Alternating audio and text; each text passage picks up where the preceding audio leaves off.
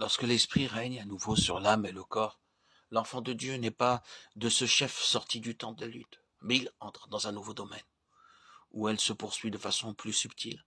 Ce combat est indiqué dans l'épître aux Éphésiens 6, 10, 18. Au commencement de l'épître, le disciple est assis avec Christ dans les lieux célestes, 11, 6.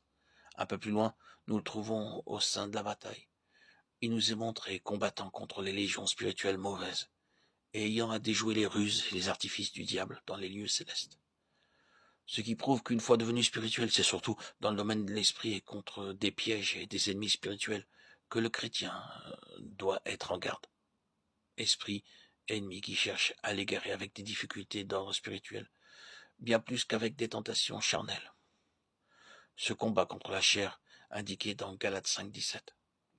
Le but que se propose alors la puissance des ténèbres, c'est d'amener, de façon ou d'autre, le chrétien spirituel à redescendre sur le terrain psychique, dans le domaine de l'âme, c'est-à-dire de l'amener à se laisser influencer à nouveau par les émotions, les sentiments, l'intelligence, par tout au monde, sauf par l'esprit, habitacle du Saint-Esprit.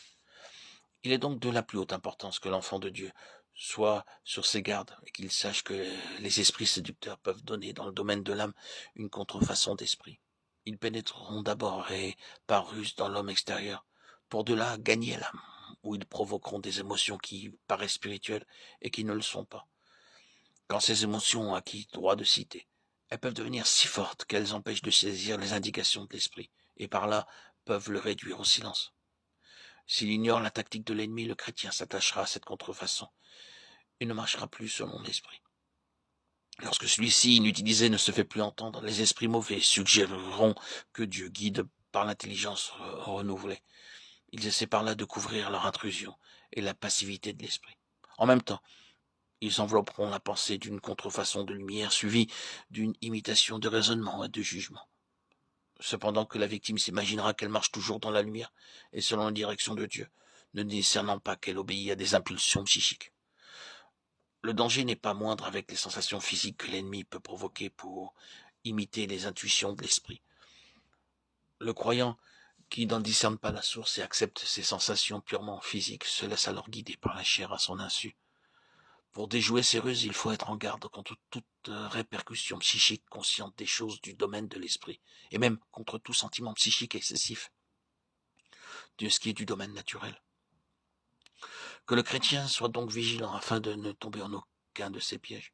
Toute sensation physique excessive empêche la concentration de la pensée. C'est par ce genre d'attaque que l'ennemi entraîne indûment l'attention de l'enfant de Dieu dans le domaine des sens, empêche le fonctionnement normal de la pensée et enveloppe l'esprit d'un nuage. Il est donc nécessaire de contrôler le corps et de le maintenir dans le calme. C'est dans cet ordre d'idées que nous conseillons d'éviter les grands accès de rire, les grandes démonstrations de joie, la précipitation, la hâte et tout ce qui excite une action purement psychique, de façon à éclipser, à rejeter au second plan la pensée et l'esprit. Que ceux qui veulent demeurer sur le terrain spirituel et atteindre la perfection en Christ évitent avec soin tout excès, toute exagération et tout extrême dans tous les domaines. 1 Corinthiens 9, 25, 27.